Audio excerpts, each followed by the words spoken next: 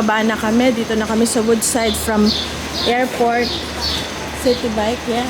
Yeah, mga city bike from, ang tawag dito? From airport, dito tayo agad sa Little Manila tayo. So, hanapin natin yung Jollibee or kung anong makainan natin kasi mga gutom na kami. Oh, ito yung wow, ang ganda ng bulaklak, oh. Uy, that's my ito yung aking snake plant, yeah. Ayan pa, oh, yung aking halaman.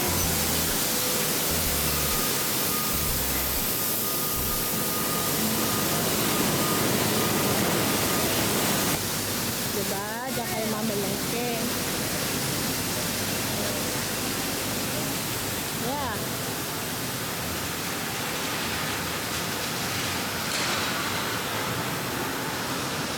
So ito, dito tayo sa Woodside.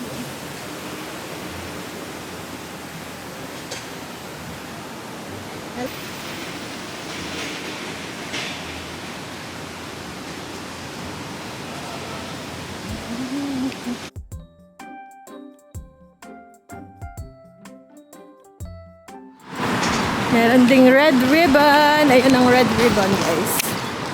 Nahanap na natin. Ito yung nahanap na natin yung kakainan natin. Lutong bahay tayo. Grill. Dito tayo. Let's go. Kain tayo, guys. Okay, guys. So, pumipili na kami. So, guys, ang in-order namin na safe sa kanila is adobo and chicken barbecue. Ayan guys, at this point, nawala na yung sound ng aking camera kasi bago pa lang yung camera ko, hindi ko masyado, gamay pa. So, order tayo ng chicken barbecue, adobo, meron din tayo mamayang lumpia, meron ding squid, ang dami ko guys in-order dyan. And then, may kanin din kasama.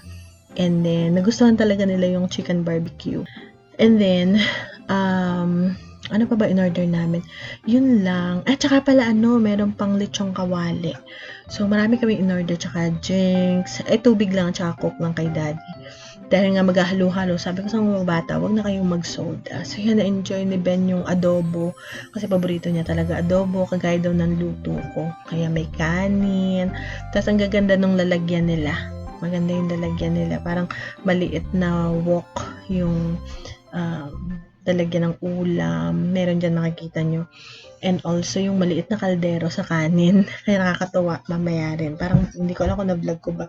Basta naglolo ko tong camera ko. Pasensya na guys. So, and anyways, kasi maingay kasi sa New York. So, okay lang na ganito na lang yung pagkakwento ko sa inyo. Since wala talagang sound, guys. So, yan, tubig. Ang sarap ng tubig. Talagang super refreshing kasi naglakad kami ng napakalayo. So, naubos na Michael yung order niyang barbecue chicken, pati ng asawa ko. And then, also, tumikim-tikim din yung asawa ko ng adobo. Basta tikim-tikim siya kung ano man yung kinakain ko or in-order ko para sa kanila. Yan si Ben, ang dami niyang nakaing adobo, guys. Masarap siya. Baboy. Pero I think chicken yung in-order ko pa. Pero baboy yung, siguro baboy yung in-order ko. Nalito lang kami sa gutom. Kakain sana naman sa Jollibee. Kaya lang, sarado pa. Kasi maaga pa to, mga 9:30. Mga magte-10 pa lang to. So, yan na yung pusit na grilled din. Masarap siya, pero medyo tough siya ng konti. But anyways, nasarapan talaga sila sa adobo, sa chicken barbecue. And then, sobrang gusto kong maipa-experience sa kanila yung buhay New York. Hindi lang yung magagandang lugar sa New York. Gusto ko yung local talaga. Like, dito ako tumira sa Queens before for 2 years.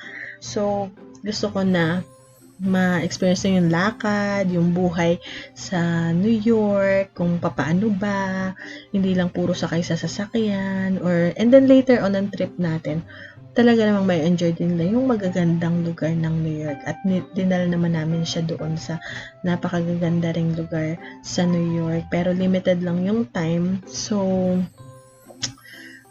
gusto ko lang madagdagan yung experience nila sa ibang lugar. Hindi lang dito sa aming lugar. So, yun, nag-enjoy kaming lahat sa aming Filipino food na lutong bahay talaga. Ayan, iba-iba. Tapos, ito yung puset. Sabi ko, kinuha ko yung buntot. Medyo tough siya ng konti. So, actually, pinabalik ko to. Kasi sabi ko, parang half-cook pa siya. And then, niluto naman ng bahagya ulit. Ayan na yung ating lumpia. Ayan na yung halo-halo na talagang excited ang mga bata, si daddy at lahat. And nasarapan talaga sila sa halo-halo. Especially, sobrang init. And ang bait-bait ni ate. Mabait si ate talaga. Nung nag-serve sa atin, yan no, meron pang ubi ice cream at meron din na cherry on top. Ayan. Ayan. So, yan naman, nandito na tayo. Nag-transfer tayo, nag-train ulit kami from 7 train, sa ano lang yun, sa baba nung restaurant sa taas is 7 train, which is transfer yun exactly diretso sa Times Square. So, madali lang naman.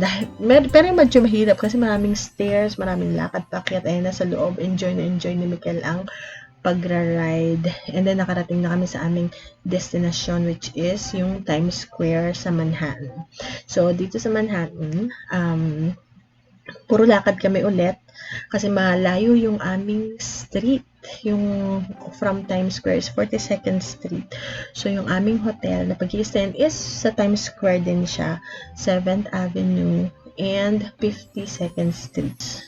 Pero yung avenue is the same naman. So, that's good. So, okay lang din yun. Yan, ano na kami dyan. Palabas na kami ng tren. And then, aakyat na naman. Ito na naman. And si kuya talaga nagamit niya yung skills niya sa pagbubuhat. Dahil bubuhatin niya yung maleta na yan. And butin lang malaki si kuya, malakas siya. So, yakang-yakan naman yan ni kuya. Walang problema. Sige kuya, kaya mo yan. At si Ben naman, talagang kapit na kapit ko. Kasi nga, baka siya madunggit. Siyempre, sa New York tayo. Marami rin dyan ng mga naghahablot ng bata or anything. So, make sure na safe naman tayo. And of course, bantay namin yan pareho. Laging isa sa unahan. Either ako, tapos sa gitna si kuya, si daddy niya sa likod, or magkasabay sila ni kuya at ni daddy. So, yan, binuhat na, kung makikita nyo, maraming hagdan yan talaga. Especially kung marami kayong bagahe, may hirapan talagang hahapuin kayo. Ayan.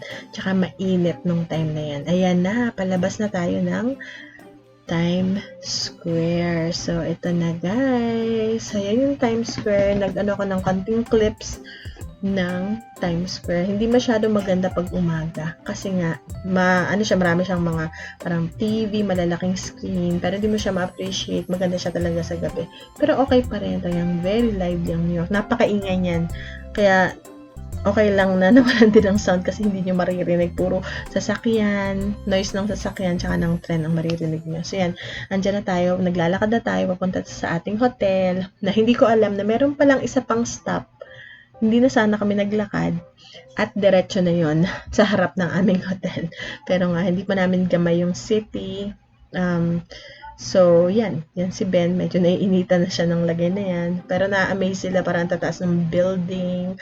Dito talaga parang siya kasi, talagang yung entertainment district. Andyan din. Doon kami sa may Broadway Avenue, which is nandun yung mga Broadway shows at as in harap lang ng bahay ng hotel namin at tabi. So, very lively. Ito pa yung mga mascot na may bayad yan guys. So, magpapapicture. Kasi part na rin, business na rin nila yan. Yan, may mga store dyan. Marami dyan klaseng store. Dyan din si Spider-Man, si King Kong. May bayad din yan kung papicture ka. Tapos, ito na yung malapit-lapit na kami dito. Mga 2 streets na lang and andun na kami sa aming hotel kasi talagang sobrang init na yan.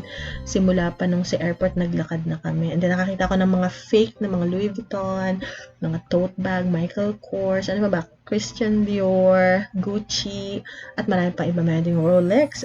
Mura lang ang mga yan. Mga $30-40 yung Rolex siguro.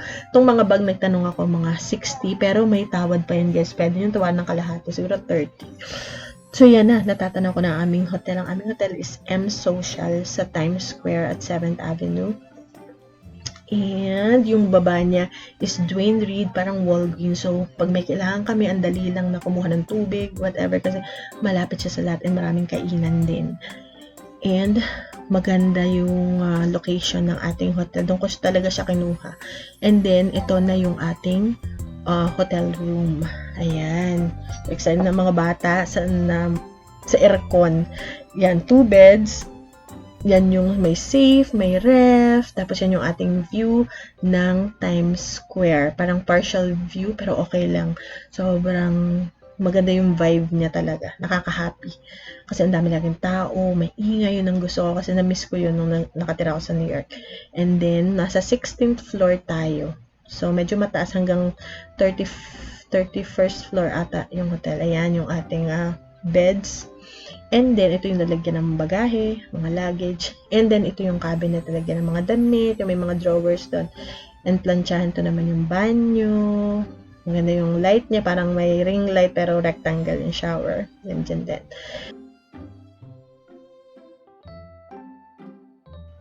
Ayan, so bumaba muna ulit tayo from the hotel, tapos meron dyan Back to the Future na Broadway show. Nandyan lang yan sa harap ng aming hotel. And then maglakad-lakad muna tayo.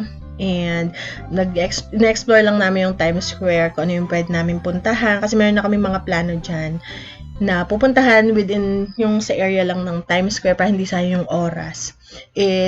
Una muna is yung meron kaming Hershey's World ba gayon? And also, para sa mga bata talaga, is yung M&M's World. Yun yung pupuntahan natin. So, this time, hinahanap na natin. Nakita ulit tayong mga fake na, mga bags na mga branded na fake na brands. And then, naglalakad tayo ngayon. Ito naman, siguro ilang street na to from the hotel. And then, nakakita ko ng Lamborghini. Ito yung nakikita namin doon sa window na Lamborghini yata yan, if I'm not mistaken. Paboritong kulay ni Ben. So, green. And then, lakad-lakad pa ulit. Kasi dito, mga hotels yan within Times Square na. Yan yung M&M's World na pupuntahan natin. Kasi malapit lang yan doon sa hotel namin. So, kung ano yung mga malalapit muna yung pupuntahan natin. And then, yung mga malalayo is pag the next day na lang. Since mga mga 5 o'clock, so, punta man tayo. May mga electric bike din dyan na china-charge. So, ito yung pinakamalaking M&M's na store. Sabi world is sa buong mundo ba? Or hindi ko lang. Siguro dito lang sa America. Comment down below kung mayroon pa mong mas malaki dito sa M&M's World sa Times Square. So, papasok tayo dyan sa swing door. Actually, isahan lang yan. Pero, sinabayan ko si Ben. Baka maligaw. And then, pagpasok namin, sabi nung parang meron kasi dyan na yung sa front desk, ay hindi to yung M&M sa kabila. Marami daw naliligaw. So, lumabas ulit kami. And then, ito pala yung M&M's World na entrance. And super makulay siya. Makikita mo kagad. And maraming tao. So, pasok na kami at yung mga bata parang na-amaze sila. Parang, laki! Parang wala namang gantong store dun sa lugar namin na puntaan. So, first time nang pumasok sa M&M's World na store. Hindi ko alam kung meron pang ibang M&M's World kasi hindi ko alam. So, ngayon, eto na. At ang maganda dito lahat ng kulay na gusto mo. So, yan, merong green, orange, blue, brown. May mga merchandise sila, mga t-shirts, and na iba-ibang kulay. Tapos, kasi sa first floor, sobrang daming tao. Pwede mo ring i-personalize yung M&M's mo, M&M's candies mo ng pangalan mo or whatever. Kasi yung blanket, nagtingin kami ng blanket kasi si Ben, nilalamig siya sa aeroplano so kukuha kami ng isa. Ayan. Tapos yan pa yung ibang mga unan, may mga jacket din, mga t-shirts. And ito na yung M&M's candies. Ano to? By the pound. Actually, half a pound is $9.99, parang $10. So, alam mo naman, pag bata, di ba? Ang bilis lang niyang kunin or mabilis maka 1 pound, 2 pounds, 3 pounds. Ayan, picture muna. So, nandyan na yung lahat ng kulay mo. Actually, meron dyang silver, may gems na hindi mo makikita sa grocery store or sa ibang M&M store. Dito lang talaga. So, very, sa mga bata, very exciting siya. And sa amin din, kahit ako, kasi never pa naman nakapunta sa M&M's store. So, yan. So, isa yan sa mga, tas si Ben, pumili siya ng yung pens na iba-ibang kulay. May ink na iba-ibang kulay. So, bumili siya ng isa. Ako naman, nagtitingin ako ng mga pambigay sa mga kaibigan naming mga bata dito pag umuwi kami. And, na may tatak na M&M's. And, yung mga price nila medyo mahal, syempre, kasi unang-una, parang tourist destination kasi yung Times Square. So, medyo mahal yung mga prices. Pero, okay na rin for the pens na nakuha ko. sa amount ng pens na nandun sa box is okay na siya sa price niya. So, yan, kukunin natin. And then, kasi lakad-lakad lang, tingin-tingin, ng iba't ibang kulay ng mga M&M's natin. And, ayan na guys, yan na, yung iba't ibang kulay ng M&M's. As in, lahat na yata ng kulay, ng rainbow, ng lahat na iba-ibang klaseng kulay, meron na, nandyan na lahat. So, kukuha na si Ben ng plastic kasi nga, magpipili na siya. Sabi ko, konti-konti lang, wag nilang ibubuhos ang isang buga kasi yan, may tube yan, malaki yung, siguro style ng tindahan yan para talagang makarami yung mga bata para kasi depende sa bigat. So, mas marami silang benta. So, malaki yung bibig niya is super para siyang ayun ganong kataba yung bibig niya. So, dyan ay hindi ko alam kung gaano karami ka. Ayun 9.49, half a pound yun. So, gaano lang yung half a pound. Super lit lang nun. Di ba? Ang mga bata pa naman na-excite. Lahat ng kulay. Kaya medyo namalmaan tayo dyan sa M&M's na yan na by the pound or by half a pound na talagang medyo makapigil hininga. Pag tuwing bumubukas yung bibig ng M&M's na tube, talagang napapabuntong lang na, tama na, okay na yan. Matamis naman yan. Hindi natin kailangan ng matamis. So, yun. Napigilan ko si Kuya, pero si Ben, diretso siya. Wala siyang pakialam kahit na tinatawag ko siya, Ben, okay na yan. Tama na yan. Okay na. Ayan. Pero, nag-enjoy naman sila. So, yun guys, yun yung trip natin to M&M's World, and abangan nyo yung ating mga trip pa na gagawin. So exciting, and see you guys on the next vlog. Hopefully may sound na yung ating camera para hindi na ako nag-voice over, pero yeah, it was fun, and thank you guys.